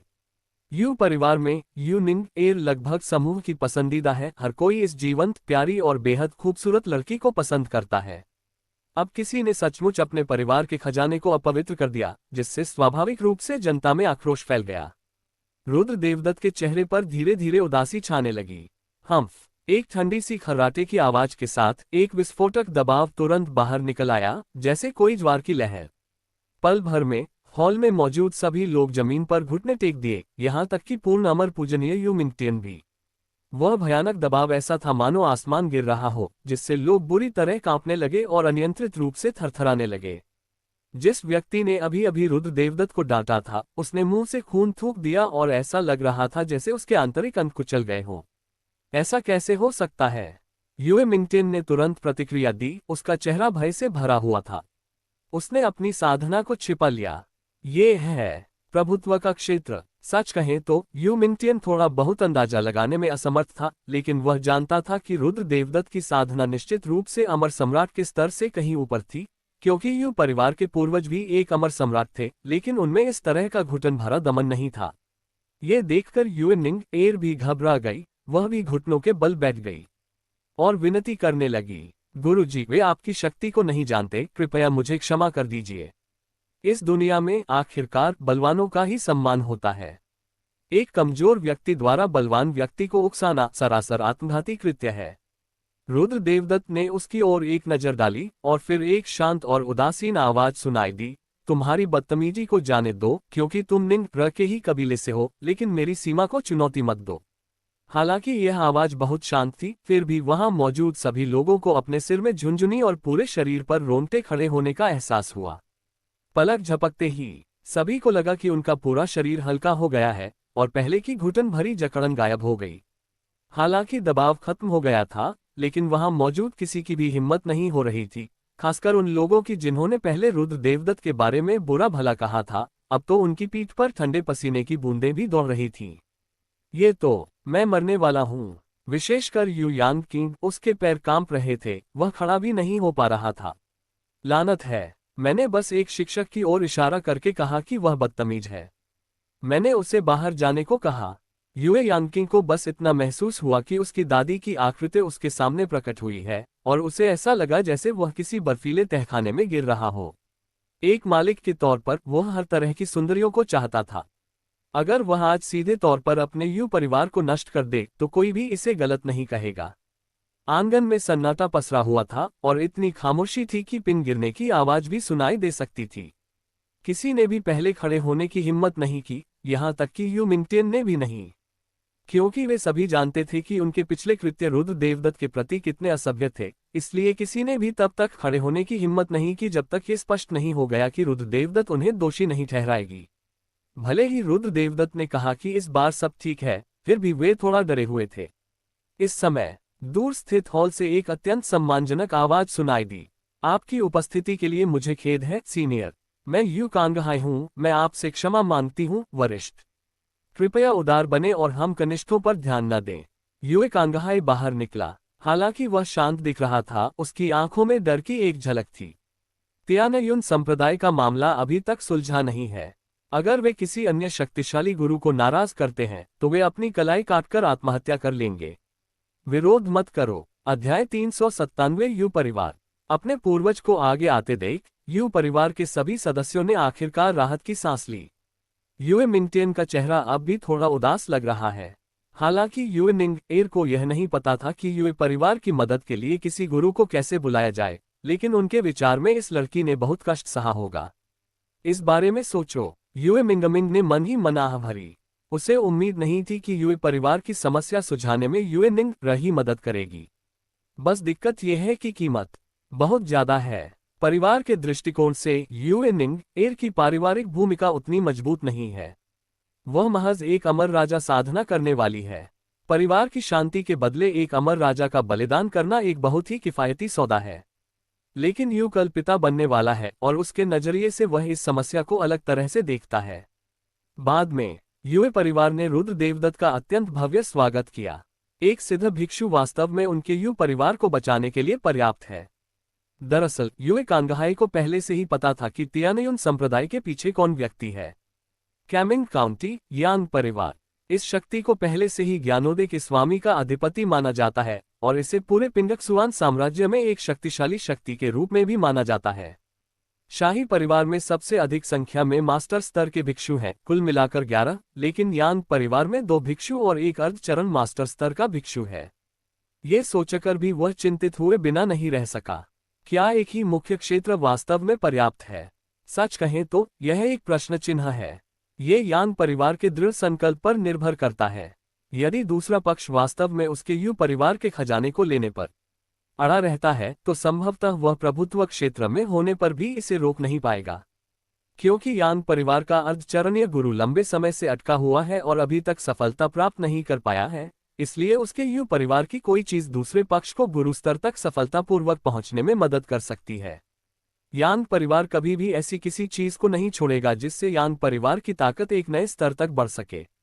युए कांगहाई ने गहरी सांस ली। रुद्र देवदत्त की मदद के बावजूद भी वह अब भी फ्राउनिंग कर रहा था।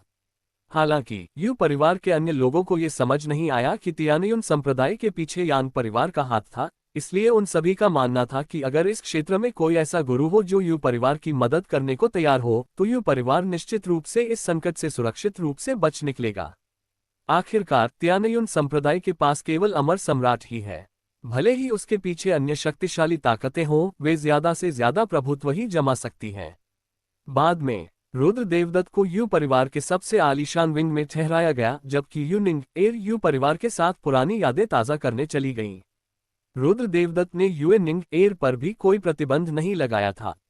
युए परिवार के भीतरी आंगन के एक अन्य हिस्से में युए निंग एर के करीबी लोग इकट्ठा होते थे। वे समय समय पर युए निंग एर को देखते और आहें भरते थे। विशेषकर यूई, कल तो उसका मूड स्पष्ट रूप से बहुत उदास लग रहा है।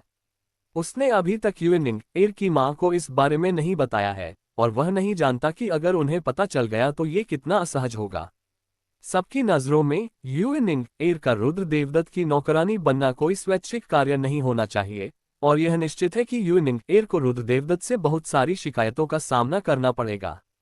आखिरकार जब इन सभी बातों को एक साथ जोड़ा जाता है तो ऐसा प्रतीत होता है कि परिवार की सुरक्षा के नाम पर परिवार की एक निर्दोष लड़की को किसी और की गुलाम बनने के लिए मजबूर किया गया था। इससे आसानी से बुरी चीजें हो सकती हैं। युए निंग एर को भी पता था कि उसके कबीले के लोग क्या सोच रहे हैं, लेकिन उसे यह नहीं पता था कि इसे कैसे समझाया जाए। क्या ऐसा हो सकता है कि रुद्र देवदत्त काफी अच्छी है और मैं बस उसकी नौकरानी बनना चाहती हूँ? ये बात थोड़ी अजीब लगती है। इसके अलावा युए निंग एर शुरू में वास्तव में अनिच्छुक थी, लेकिन बाद में कई ऐसी घटनाएं हुई जिनसे वह अब रुद्र देवदत्त के प्रति आश्वस्त हो गई है। युए ने कल चुप्पी तोड़ी और असहाय होकर आह भरी, लड़की, यह मामला मेरे पिता की गलती है, लेकिन तुम्हारे साथ अन्याय हुआ है। ईमानदार रहना। इस मामले से निपटना उनके लिए भी मुश्किल है। यू परिवार को वास्तव में प्रभुत्व क्षेत्र में एक शक्तिशाली गुरु की आवश्यकता है जो उन्हें बचा सके।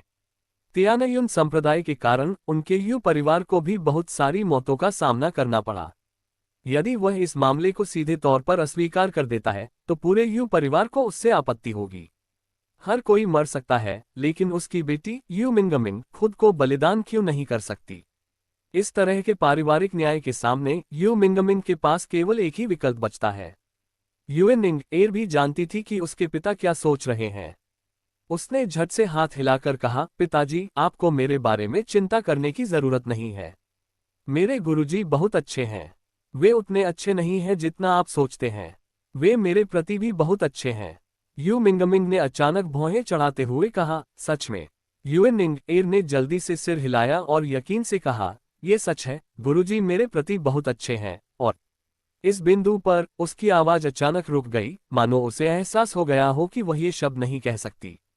वहां बहुत से लोग मौजूद थे, इसलिए सर्वोच्च नियम और अमर क्रिस्टल के बारे में बात न फैलाना ही बेहतर था। आखिरकार वह अब रुद्र देवदत्त का सेवक था, इसलिए स्वाभाविक रूप से उसे अपने स्वामी के दृष्टिकोण से ही सब कुछ समझना था। पिताजी, चिंता मत कीजिए, मेरे साथ कोई अन्याय नहीं हुआ है।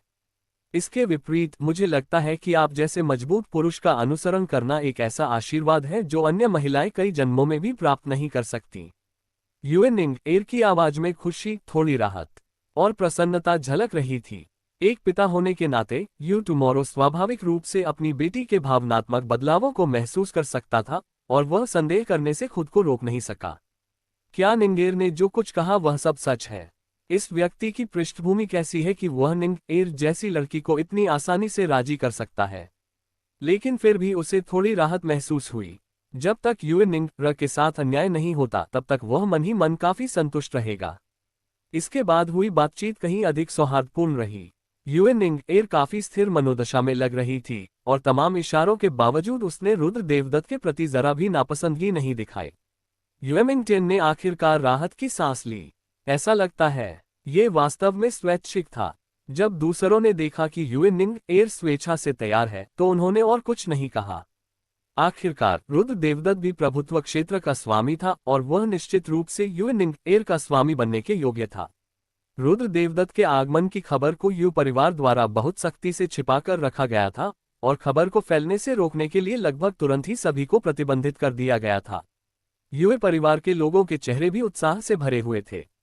प्रभुत्व क्षेत्र के एक स्वामी की सहायता से तियानयुन संप्रदाय से डरने की क्या बात थी?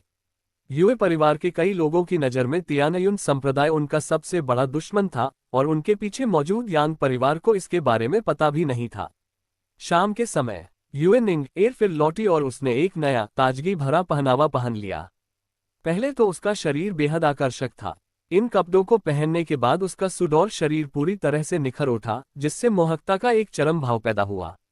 गुरु से मिलिए। यूएननिंग एर ने अत्यंत सम्मानपूर्ण भाव से रुद्र देवदत्त के सामने तुरंत घुटने टेक दिए। कुछ दिनों तक नौकरानी का काम करने के बाद उसे धीरे धीरे इसकी आदत हो गई और वह पहले की तरह संकोची नहीं रही। कम से कम अब उसे सामान्य रस्में निभाने में असहजता नहीं होती थी। उठना, रुद्र देवदत्त ने नरमी से कहा। यूएननिंग एर खड़ी हो गई। उसने यूए परिवार की समस्या के समाधान के बारे में बात करने में जल्दबाजी नहीं की। इसके बजाय उसने तिरछी नजर से हानशी पर एक नजर डाली।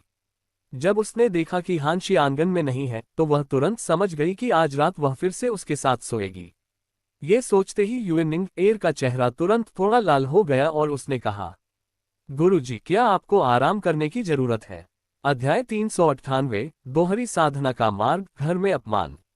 रुद्र देवदत्त ने तुरंत कुछ हैरानी से यूएननिंग एर की ओर देखा। दरअसल उसके मन में ऐसा कोई विचार नहीं था। आखिरकार वे यूए परिवार में लौट आए थे। रुद्र देवदत्त को लगा कि यूएननिंग एर को अपने परिवार के साथ अधिक समय बिताना चाहिए। आखिरकार यह मामला सुलझने के बाद वह निश्चित रूप से चला जाएगा। वापस आने में कितना समय लगेगा यह अज्ञात था। हालांकि चूंकि इसका जिक्र हो चुका था, इसलिए रुद्र देवदत्त के पास मना करने का कोई कारण नहीं था। वह खड़ा हुआ, 2 कदम आगे बढ़ा और फिर सीधे यूएननिंग एर को राजकुमारी की तरह गले लगा लिया और फिर घर के अंदर चला गया। यूएननिंग एर का चेहरा खून की तरह लाल हो गया था। आखिरकार वे कुछ ही दिनों से साथ थे और उनकी रूढ़िवादी सोच के कारण उन्हें कुछ समय तक नए माहौल में ढलने में असमर्थता महसूस हो रही थी। अपनी बाहों में उस कोमल शरीर को महसूस करते हुए रुद्र देवदत्त का ध्यान भी भटक गया। इन दिनों वह अपने बारे में सोच विचार कर रहा है कि वह महिलाओं के प्रति इतना आसक्त क्यों है और उसे अन्य कई चीजों में लगभग कोई दिलचस्पी नहीं है। अपने शोध के बाद रुद्र देवदत्त ने पाया कि उसने एक बहुत अच्छा तरीका समझ लिया था। बात सिर्फ इतनी है कि यह महान मार्ग अभी पूरी तरह से आकार नहीं ले पाया है, बल्कि अभी इसकी सिर्फ एक बेहद धुंधली सी छाया ही मौजूद है। और यह महान मार्ग भी आत्मबोध है, जो 10,000 मार्गों में से एक नहीं है। दोहरी साधना का तरीका क्या है? रुद्र देवदत्त ने अनुमान लगाया कि जिस मार्ग को उसने समझा है वह दोहरी साधना से निकटता से संबंधित है, लेकिन वर्तमान स्थिति से यह मार्ग और अधिक मजबूत होता जाएगा क्योंकि वह महिलाओं के साथ अधिक से अधिक संपर्क में आएगा। सच कहूं तो रुद्र देवदत्त थोड़ा अवाक रह गया था। ऐसे कई घिनौने रास्ते हैं, लेकिन ये रास्ता कमजोर नहीं है, क्योंकि उसने कई बार महिलाओं के साथ द्वैत साधना का अभ्यास किया था। इसलिए जब भी वह वांग्युन पर्वत पर होता था, वह लगभग हर दिन और हर महीने लड़ाई करता था और यह कभी नहीं रुकता था। इसीलिए रुद्र देवदत्त जब भी खेलने बाहर जाता था तो अपनी पत्नियों को घर नहीं लाता था, क्योंकि बहुत ज्यादा संवाद हो रहा था। कभी कभी दूरी ही सुंदरता का सृजन करती है। रुद्र देवदत्त ने महिलाओं के साथ बहुत संवाद किया, लेकिन ये तरीका अभी भी केवल एक प्रोटोटाइप था जो इस तरीके की भयावहता को दर्शाता है। और ये तरीका मुख्य रूप से दोहरी खेती पर आधारित है। हालांकि इसकी गति थोड़ी धीमी है, लेकिन विकास के इस सरल और मोटे तरीके की ऊपरी सीमा बहुत अधिक है ना? लेकिन इस मार्ग का उद्देश्य क्या है? रुद्र देवदत्त को थोड़ी जिज्ञासा हुई। क्या ऐसा हो सकता है कि इसका इस्तेमाल विशेष रूप से उस पहलू में युद्ध क्षमता को बढ़ाने के लिए किया गया हो? लेकिन उन्होंने सोचा कि इस रास्ते को समझ पाना एक अच्छी बात होगी। ये रास्ता बेरहम है, लेकिन ये रास्ता प्रेम का रास्ता है। अगर इसे वर्गीकृत करना ही है तो यह वासना का रास्ता होगा। इसी कारण से रुद्र देवदत्त को महिलाओं में विशेष रुचि है। रुद्र देवदत्त युए निंग एर को बिस्तर पर ले गया और युए शर्माते हुए बिस्तर पर लेट गई। उसके बिखरे बाल और शर्मीले भाव देखकर रुद्र देवदत्त खुद को रोक नहीं पाया। इस तरह की अनजाने में होने वाली शर्मिंदगी उकसावे से भरी होती है। आज का दिन शांतिपूर्ण नहीं रहने वाला है। घर की बत्तियां पूरी रात और अगले दिन सुबह तक जलती रहीं। घर में बिस्तर पर रुद्र देवदत्त एक तरफ लेटा हुआ था और युए निंग एर कमजोर और असहाय चेहरे से रुद्र देवदत्त को देख रही थी। उसने थोड़ा सा मुंह फुलाया और उसके चेहरे पर थोड़ी सी उदासी झलक रही थी। युए निंग एर को नहीं पता था कि रुद्र देवदत्त को इतनी सारी बुरी चालें कहां से मिली। बेहद शर्मनाक ये सोचते ही युए निंग एर का शरीर थोड़ा कांप उठा और उसका चेहरा बेहद गुलाबी हो गया। उसने अपने पेट के निचले हिस्से को फिर से रगड़ा और महसूस किया कि उसका निचला शरीर गिरने ही वाला है। अधिक मजबूत, लेकिन सौभाग्यवश मैं फिलहाल इसे स्वीकार कर सकता हूं। अगर आज रात भी यही सिलसिला जारी रहा तो युए निंग एर को पिछली बार की तरह कोई दूसरा रास्ता ढूंढना पड़ेगा।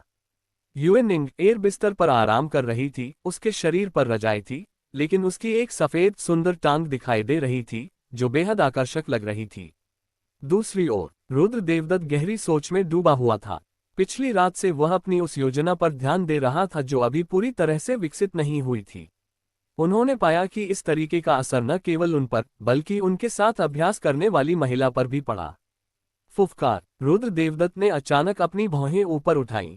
क्या लिन यीमिन की लत ही उसके इस रास्ते का कारण थी? निंग यान के बारे में सोचते हुए, वह अच्छी लड़की जो कभी सौम्य और विनम्र हुआ करती थी, अब कैसी है? वह निजी जीवन में जितनी मनमौजी हो सकती है उतनी ही है। खांसी खांसी खांसी। हालांकि उसने इस क्षेत्र को पूरी तरह से नहीं समझा है, लेकिन रुद्र देवदत्त इसकी कुछ क्षमताओं को समझ चुका है। इसका असर उन पर और उनके साथ अभ्यास करने वाले लोगों पर भी पड़ता है। रुद्र देवदत्त मुस्कुराया। ये रास्ता वाकई बहुत अच्छा है। उसे सबसे ज्यादा डर इस बात का है कि भविष्य में उसकी ताकत बढ़ने के बाद वह एक निर्दयी रास्ता बन जाएगा। अब जब उसने इस क्षेत्र में महारत हासिल कर ली है तो उसे उस तरह की चिंता नहीं रहती। युए परिवार में पहुंचने के बाद रुद्र देवदत्त ने तुरंत इस मामले को नहीं निपटाया, बल्कि यहीं ठहरना जारी रखा। वह मुसीबत मोल लेने की पहल करने में बहुत आलसी था। उसे मुसीबत से डर लगता था। युए निंग एर ने रुद्र देवदत्त को युए परिवार के बारे में लगभग सब कुछ बता दिया था। देर सवेर वे लोग आ ही जाते, इसलिए रुद्र देवदत्त बस उनके आने का इंतजार करने लगा। खैर, उसे कोई जल्दी नहीं थी। इससे कोई फर्क नहीं पड़ता कि आप कहाँ खेलते हैं।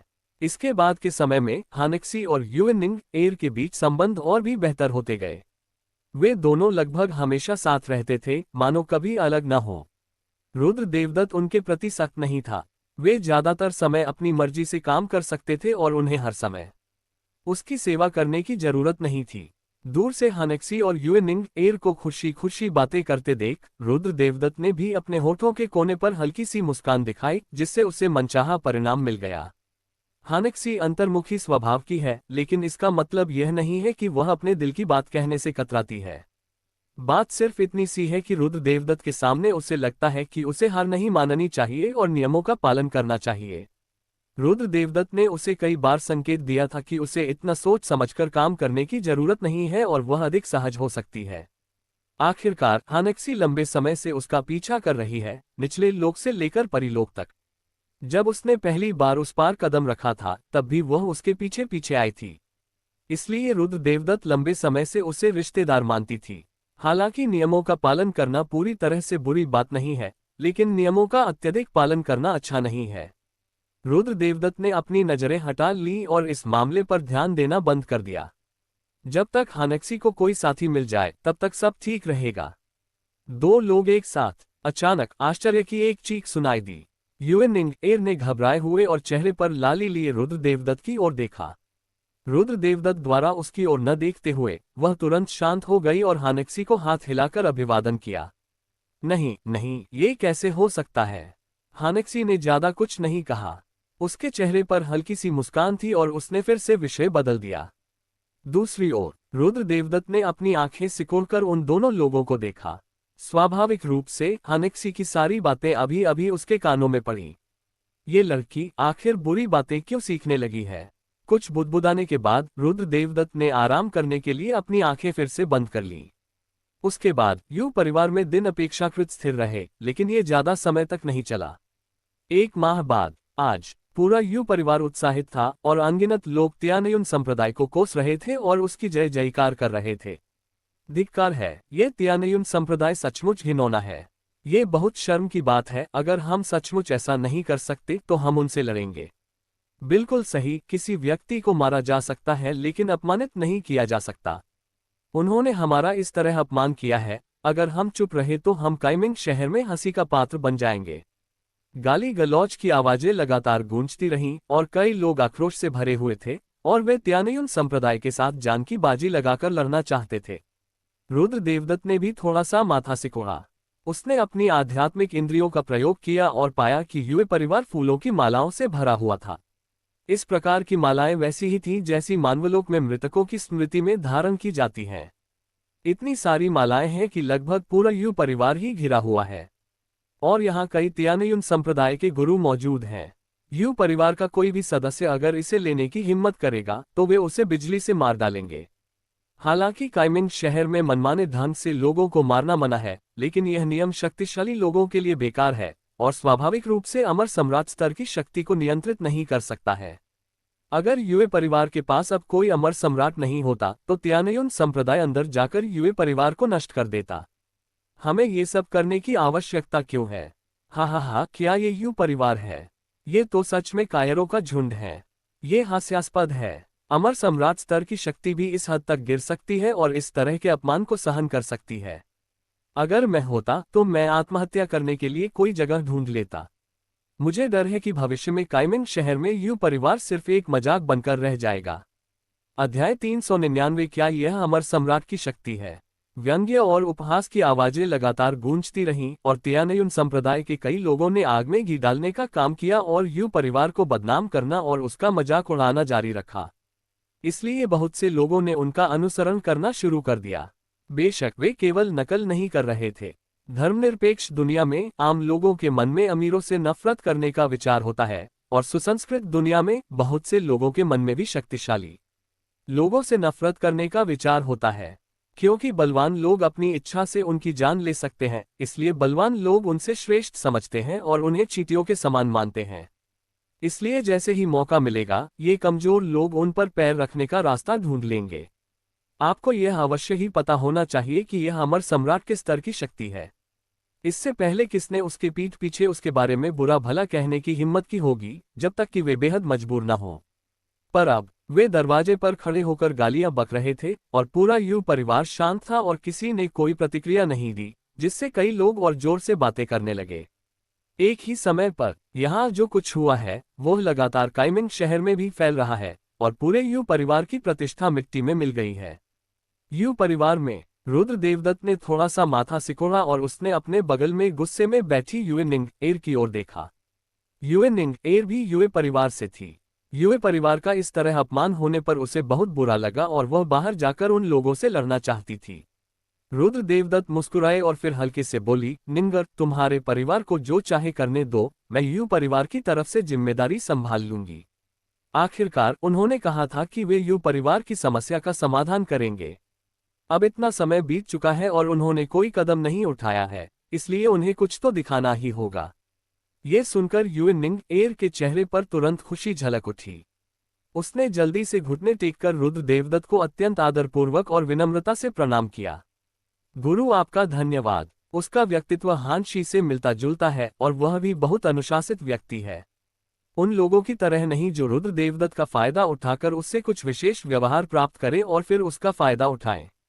युए निंग एर तेजी से भागी और उसने कबीले के बुजुर्गों को ये खबर दी। युए निंग एर की खबर सुनकर युए मिंगटियन भी बहुत खुश हुआ। युए परिवार पहले से ही कमजोर था और अगर वे युए परिवार में ही छुपते रहे तो भविष्य में युए परिवार के दिन और भी कठिन हो जाएंगे। मनोबल एक ऐसी चीज है जिसे एक बार खो देने पर वापस पाना मुश्किल होता है। हाल के वर्षों में युए परिवार वास्तव में कमजोर हो गया है। यह मूल रूप से अमर सम्राटों की एक शक्ति थी, लेकिन हर पीढ़ी पिछली पीढ़ी से कमजोर होती जा रही है। यहाँ तक कि परिवार के वर्तमान मुखिया यू मिंगटियन के पास भी केवल अमर सम्राट स्तर की साधना है, वह अर्ध अमर सम्राट भी नहीं है। ये कहा जा सकता है कि पूरा यू परिवार लगभग पूरी तरह से यू कांगहाई पर निर्भर है। कुछ ही देर में यू कांगहाई अपने कुछ साथियों के साथ यू परिवार से बाहर निकल गया। ये लोग भी यू परिवार के अंतिम कुलीन वर्ग के सदस्य थे, लगभग 7 अमर गुरुओं के। बिल्कुल, युए मिंगटियन बाहर जाकर सबको मारना नहीं चाहता था। युए परिवार के पास इतना घमंड करने की योग्यता नहीं थी। वह बस युए परिवार के बाहर के लोगों को रोकना चाहता था। चुप रहो, युए परिवार से एक क्रोधित आवाज गूंजी और युए मिंगटियन प्रकट हुए। उनके चेहरे पर क्रोध का भाव था और अमर सम्राट के शिखर की आभा उनके पूरे शरीर में व्याप्त थी।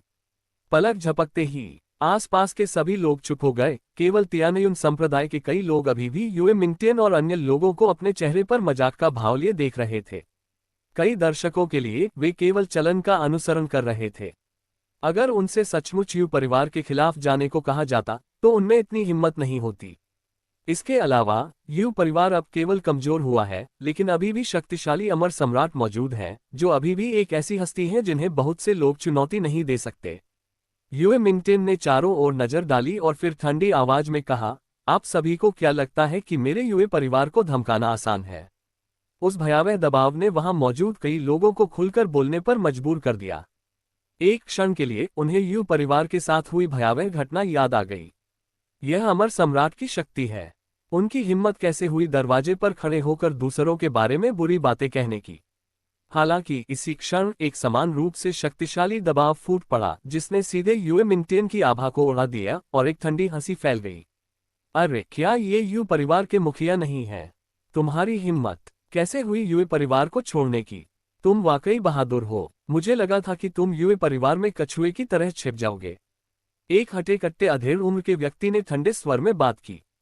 उसके शरीर की आभा भी अत्यंत शक्तिशाली थी।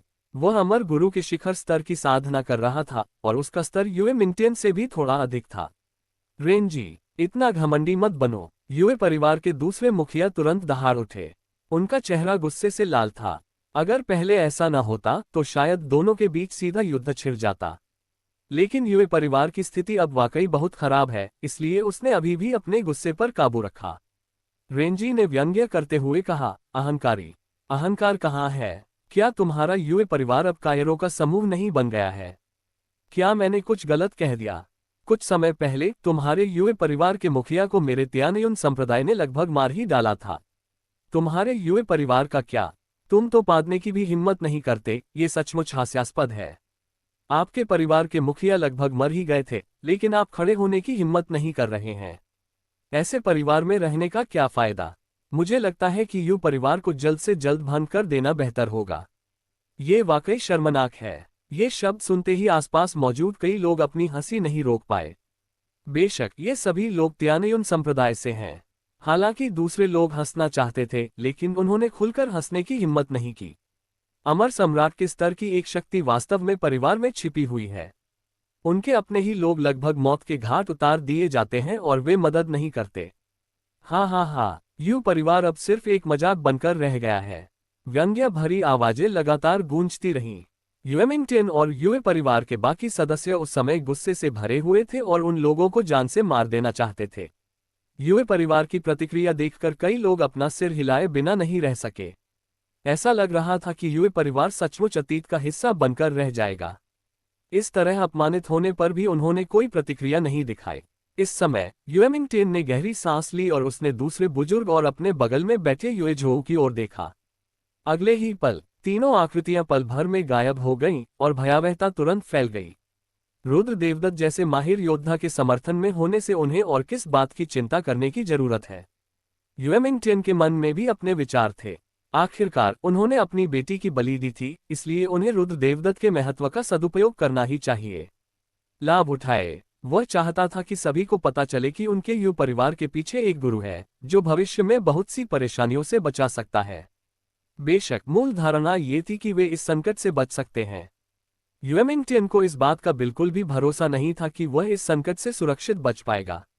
हालांकि रुद्र देवदत्त एक उस्ताद थे, लेकिन तियानयुन संप्रदाय के पीछे भी एक उस्ताद थे और यह ज्ञात नहीं था कि वह व्यक्ति कितना शक्तिशाली था। इसके अलावा यू परिवार और रुद्र देवदत्त के बीच एकमात्र संबंध यूनिंग एयर के माध्यम से है। क्या रुद्र देवदत्त यूनिंग र के लिए मास्टर दायरे के खिलाफ लड़ने के लिए पूरी ताकत लगा देगा? इसकी संभावना बहुत कम है। यूएमिंगटन उन ताकतवर लोगों को बहुत अच्छी तरह जानती है। वे कई चीजों की अनदेखी करते हैं, खासकर महिलाओं की। उनकी नज़र में महिलाएं सिर्फ अपनी इच्छाओं को पूरा करने का साधन है। एल्डर रेन, सावधान रहो। किसी ने तुरंत प्रतिक्रिया दी और रेंजी पर चिल्लाने लगा। हालांकि रेंजी ने तिरस्कारपूर्वक कहा, क्या तुम हताश हो गए हो? अगर आज मुझसे जान की बाजी लगाकर लड़ना चाहते हो तो परिवार के किसी सदस्य को मत बुलाओ। मुझे लगता है कि तुम में कुछ हिम्मत है। वह यूए परिवार के दरवाजे पर हंगामा करने आया था, इसलिए स्वाभाविक रूप से वह बहुत सतर्क था। उस पर इतनी आसानी से हमला कैसे हो सकता था? अध्याय 400। मजबूर होकर यू कांगहाई ने कदम उठाया। रेंजी चौंक गया और उसके सामने एक छोटा सा सुनहरा टावर प्रकट हो गया। उस छोटे से टावर पर काले रंग के चिन्ह बने हुए थे और उससे एक अत्यंत भयावह आभा निकल रही थी। दबाओ। जैसे ही गर्जना सुनाई दी, रेंजी के शरीर में ऊर्जा का प्रवाह अचानक बढ़ गया। क्या? यूएमिंगटन चौंक गया। उसके चेहरे पर थोड़ी घबराहट और अविश्वास के भाव थे। तुमने अर्धअमर सम्राट का दर्जा हासिल कर लिया। रेंजी इन शब्दों पर हंस पड़ा और उसकी आवाज व्यंग्य से भरी हुई थी। क्या आपको लगता है कि हर कोई आपके यू परिवार की तरह है, सब बेकार चीजों का ढेर? जैसे ही आवाज बंद हुई, उसके सामने स्थित छोटा सुनहरा टावर बढ़ने लगा और फिर सीधे यूएमिंगटन और अन्य लोगों की ओर बढ़ गया। जहां जहां से स्वर्ण मीनार गुजरती थी, वहां का शून्य ढह जाता था और धरती फट जाती थी। पीछे हटना। यूएमिंगटन घबरा गया था। इस बार उसने ये स्पष्ट कर दिया था कि रेंजी ने निश्चित रूप से अर्धअमर सम्राट स्तर को पार कर लिया है। कहां भागें? छोटे टावर की गति अचानक बढ़ गई और उसके अंदर की शक्ति बेहद भयावह थी, जिससे वहां मौजूद कई लोगों को सांस लेने में कठिनाई होने लगी। रेंजी यूएमिंगटन और अन्य दो लोगों को सीधे मारना चाहता था, इसलिए उसने अर्धअमर सम्राट स्तर के जादुई हथियार का इस्तेमाल किया।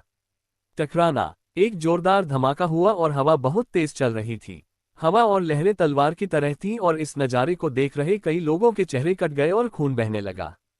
इसके अलावा चाकू से लगे घाव का दर्द पूरे शरीर में फैल गया। सौभाग्य से बिजली की तीव्रता इतनी नहीं थी कि लोगों की जान ले सके, अन्यथा वहां मौजूद कई लोग मारे जा सकते थे। दूसरी ओर यूए परिवार के द्वार में एक बड़ा छेद हो गया था।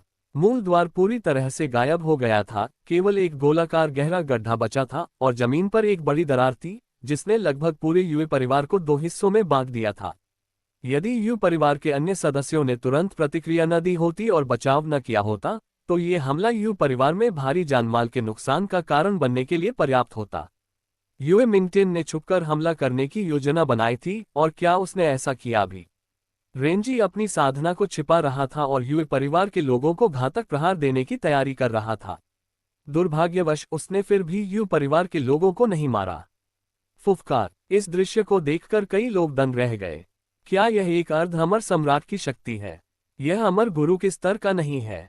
दूसरी जगह यू परिवार के सभी सदस्य फिर से इकट्ठा हो गए। यू मिंगटियन खून से लथपथ था। वह जमीन पर आधा घुटने टेक कर बैठा था और उसकी बाह में हड्डी का गहरा घाव था। युए परिवार के दूसरे सबसे बड़े सदस्य और उनके साथ गए युए झोऊ की स्थिति भी कुछ खास अच्छी नहीं थी। विशेष रूप से युए झोऊ की शक्ति अमर गुरु के मध्य स्तर की ही थी। अगर युए मिंगटियन ने तुरंत प्रतिक्रिया न दी होती और युए झोऊ को न खींचा होता तो युए झोऊ की अब तक मौत हो चुकी होती। इस पल युए परिवार के सभी सदस्य चुप थे और पहले की तरह किसी के चेहरे पर गुस्से का भाव नहीं था। उनके चेहरे पर केवल एक अतुलनीय गंभीरता और भय का भाव था। लगभग अमर सम्राट। इसलिए इसमें कोई आश्चर्य की बात नहीं है कि रेंजी ने उनके यू परिवार के दरवाजे को अवरुद्ध करने का साहस किया। यद्यपि अमर गुरु और अर्ध अमर सम्राट के बीच का अंतर केवल एक स्तर का है, फिर भी यह एक बच्चे और एक वयस्क व्यक्ति के बीच के अंतर के समान है। वे एक ही स्तर पर नहीं हैं। जब तक वे तेजी से आगे नहीं बढ़ते, वे रेंजी को कभी हरा नहीं पाएंगे। आपको ये जानना होगा कि रेंजी अभी भी एक अर्धअमर सम्राट है जिसने अभी अभी सफलता प्राप्त की है। यदि वह अपनी साधना को स्थिर होने तक प्रतीक्षा करता है तो उसकी शक्ति फिर से बढ़ जाएगी। युए मिंगटियन का चेहरा बेहद उदास था। रेंजी भी इतनी जल्दी अर्धअमर सम्राट के स्तर तक कैसे पहुंच गया? वह बिल्कुल अनिच्छुक था। उसकी प्रतिभा रेंजी से बेहतर थी। दोनों के पास अमर शरीर थे और उसकी रैंकिंग थोड़ी ऊंची थी। और युए मिंगटियन रेंजी से काफी बड़े थे। उस समय तक वह पहले ही सच्चे अमरत्व के क्षेत्र में प्रवेश कर चुके थे और रेंजी ने अभी अभी त्यानुयुन संप्रदाय में प्रवेश किया था। पर अब रेंजी ने सीधे अर्धअमर सम्राट तक पहुंचने का प्रयास किया, लेकिन उसे भेदने का अवसर भी नहीं मिला।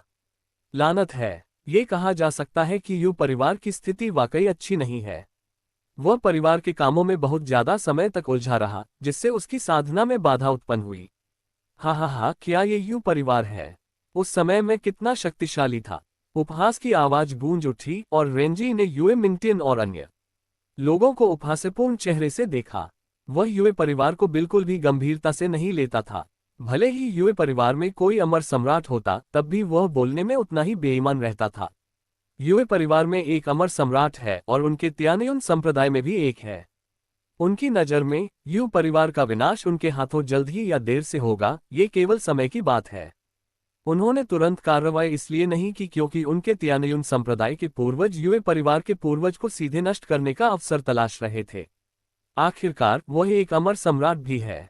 अगर वे सचमुच उसे जाने देते हैं तो भविष्य में अनगिनत मुसीबतें आएंगी। रेंजी के अपमान का सामना करते हुए यू परिवार केवल गुस्से से देख सकता था, लेकिन उन्हें पलटवार करने का कोई कारण नहीं मिला। आखिरकार वे सचमुच आसानी से हार गए थे। अब पूरे यू परिवार में पूर्वज को छोड़कर लगभग कोई भी रेंजी की बराबरी नहीं कर सकता। असल बात यह है कि रेंजी त्यानुयुन संप्रदाय के सबसे शक्तिशाली बुजुर्ग नहीं है। उनसे ऊपर दो लगभग सम्राट के बराबर के पद हैं। उनकी तुलना में युए परिवार और उनके बीच का अंतर बहुत बड़ा है। रेंजी ने अपने पीछे खड़े यू परिवार की ओर एक नजर डाली। उसकी आंखों में व्यंग्य और शीतलता भरी हुई थी। पुरानी चीज, क्या आप कोई कार्रवाई नहीं करेंगे? एक तिरस्कार भरी मुस्कान के बाद वह पलक झपकते ही उस स्थान से गायब हो गया। अगले ही पल रेंजी पल भर में यू मिंगटियन के सामने प्रकट हो गया और उसके सामने स्थित स्वर्ण मीनार एक अतुलनीय शक्ति के साथ तेज रोशनी से जगमगा उठी। पिता, युए परिवार के आंगन में युए निंग एर का चेहरा घबराहट से भरा हुआ था। उसने जल्दी से अपना सिर घुमाकर रुद्र देवदत्त की ओर देखा। उसके चेहरे पर विनती के भाव थे। रुद्र देवदत्त ने शांत भाव से कहा, चिंता मत करो, देखते रहो। उनकी नज़र में न तो यू मिंगटियन और न ही यू परिवार का उनसे कोई लेना देना था, इसलिए स्वाभाविक रूप से उन्हें कोई जल्दी नहीं थी। हालांकि युए निंग एर बहुत चिंतित थी, लेकिन रुद्र देवदत्त पहले ही फैसला कर चुका था और उसके पास अवज्ञा करने का कोई रास्ता नहीं था, इसलिए वह केवल किनारे से चिंतापूर्वक देख सकती थी।